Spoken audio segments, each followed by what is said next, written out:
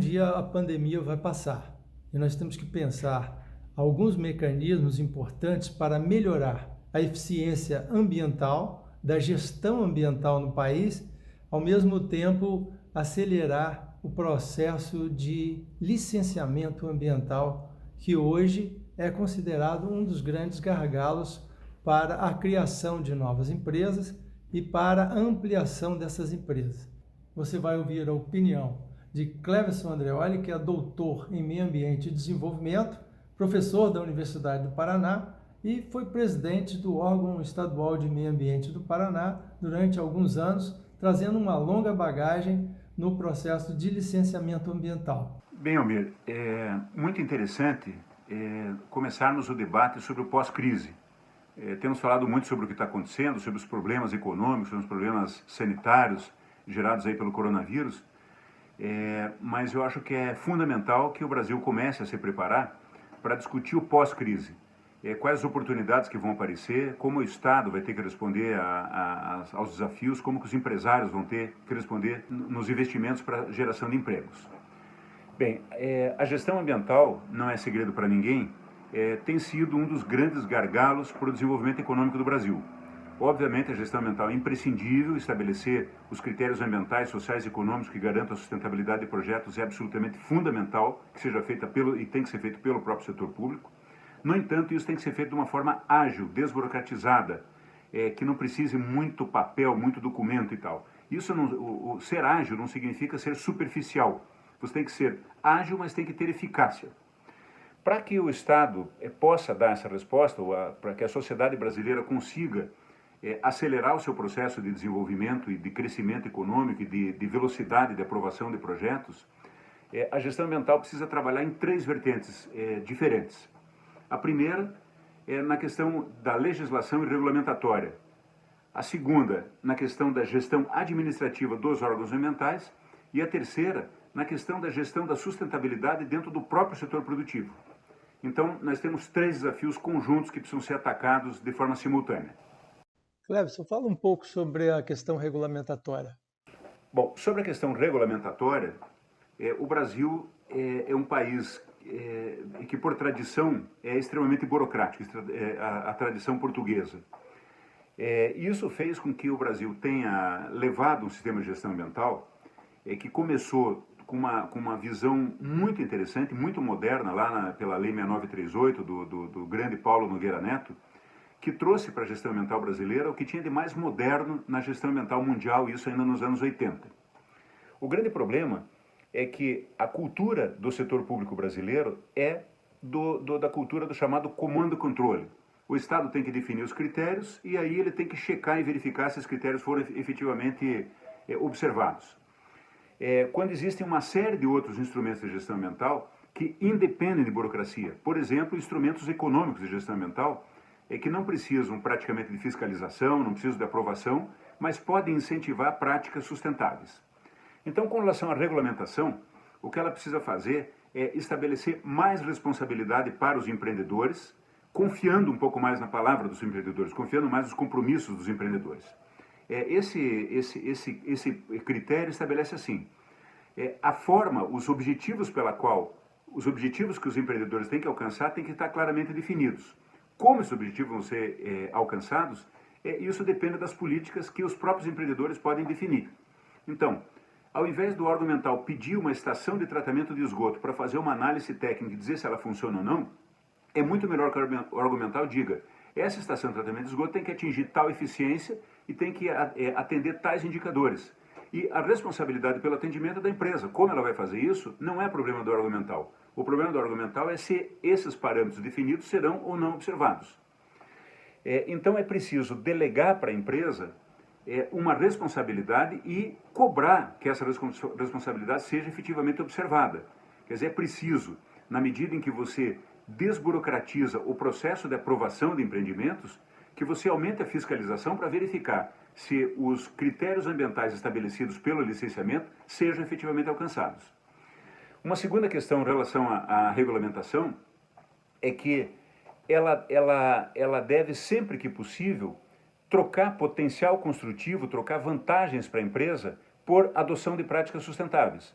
Por exemplo, Se você tem uma determinada região que estabelece um manancial de abastecimento, por exemplo, se você estabelece uma regulamentação estabelecida pelo tamanho do lote, para o empreendedor, quanto menor for o tamanho do lote, geralmente mais econômico fica o empreendimento. E é muito bom que o empreendimento fique econômico, porque o custo do empreendimento vai ser naturalmente repassado para a sociedade. Quem vai pagar o custo ambiental e quem vai pagar o custo da gestão ambiental é sempre a sociedade. Então, se você estabelece um critério que se você reduz o tamanho do lote, se o empresário adotar práticas sustentáveis, por exemplo, reuso de esgoto tratado, utilização de energia solar, reciclagem de resíduos, adoção de critérios construtivos que aumentem a eficiência energética dos empreendimentos, enfim, na medida em que o empresário se responsabiliza em adotar práticas sustentáveis, ele melhora a possibilidade de aproveitamento das áreas que ele pode utilizar. Esse tipo de critério estimula o empreendedor a tomar práticas sustentáveis e troca práticas sustentáveis por melhoria das condições econômicas do empreendimento. E qual o trabalho deve ser feito pelo setor público?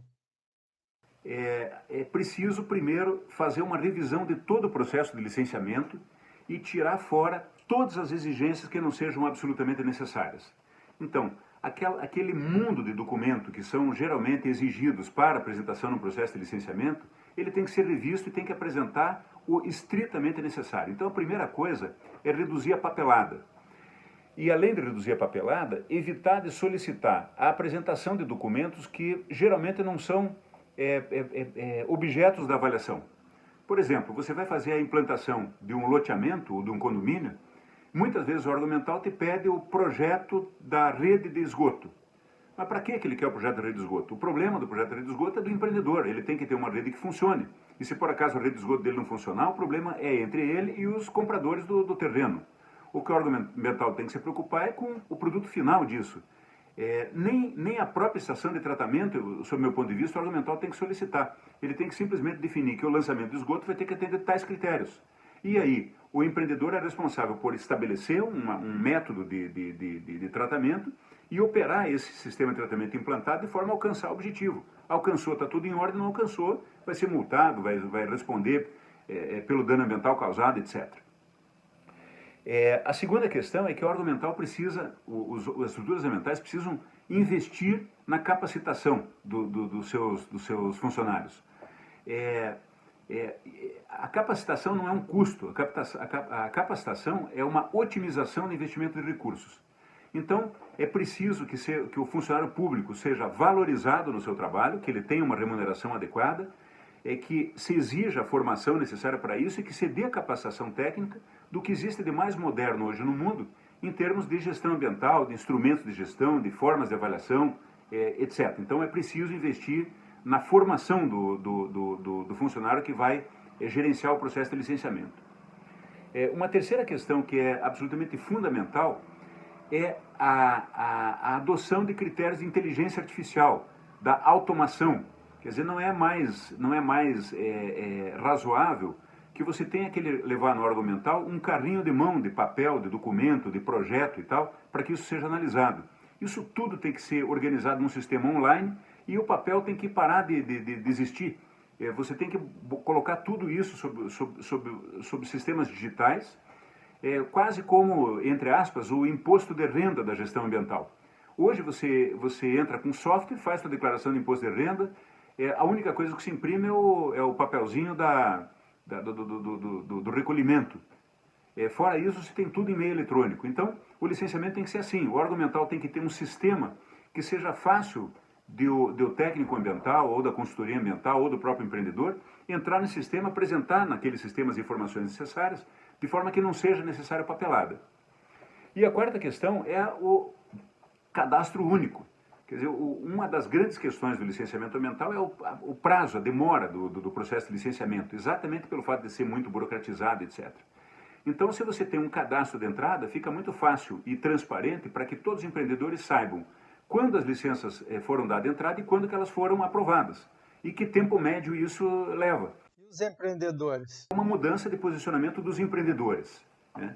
É preciso dizer que muitas vezes os empreendedores apresentam propostas muito ruins e muitas vezes as consultorias ambientais apresentam trabalhos que não são adequados, que não respondem adequadamente as questões que precisam ser observadas. A primeira coisa que tem que sempre participar da concepção de um sistema de gestão ambiental ágil é que há de haver responsabilidade do empreendedor com atendimento à legislação. Quer dizer, se ele quer um atendimento ágil, se ele não quer problema com o Ministério Público, se ele não quer multa, ele que atenda a lei de uma forma adequada. Então essa é a primeira coisa e essa é uma responsabilidade que tem que ser exigida dos empreendedores.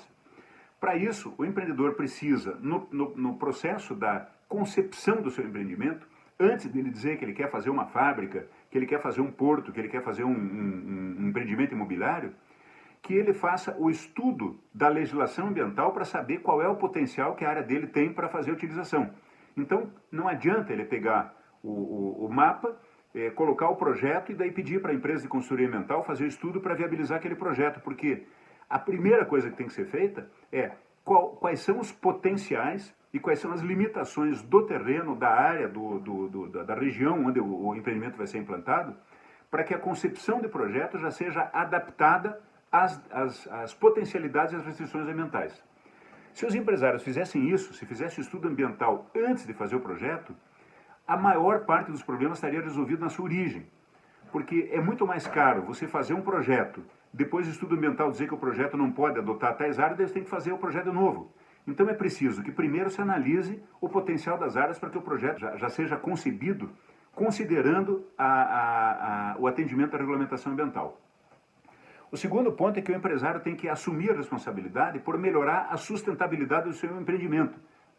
É preciso que a concepção da sustentabilidade ela esteja na cabeça do empreendedor. Eu tenho que propor um projeto sustentável porque as condições ambientais do mundo, as condições sociais do mundo, as condições econômicas do mundo exigem uma mudança de procedimento do que foi feito até agora. Então, tem que pegar o discurso da sustentabilidade e colocar esse discurso na prática, colocar realmente como um valor da empresa. Então, quando você vai fazer um projeto, se coloque indicadores de sustentabilidade, tanto sob aspecto ambiental, quanto sob aspecto econômico, quanto sob aspecto ambiental, para que o projeto seja um projeto inovador, seja um projeto avançado, seja um projeto que estimule a melhoria da qualidade ambiental. Em resumo, é preciso, então, para a gente melhorar a eficiência da gestão ambiental, uma mudança na concepção da regulamentação, uma mudança da postura dos órgãos ambientais para reduzir ao máximo a burocracia e uma mudança da postura dos empreendedores. E, sem dúvida, esse tipo de postura vai acelerar muito a aprovação dos projetos, o que vai ser absolutamente imprescindível para o Brasil gerar os empregos pós-crise com uma agilidade que o Brasil nunca teve. Então agora nós temos que aproveitar essa oportunidade e fazer todas as reformulações necessárias no sistema de gestão ambiental para que a gente possa chegar na otimização que há tantos anos tem sido cobrado por ambientalistas, por empresários e pelos próprios funcionários dos órgãos públicos.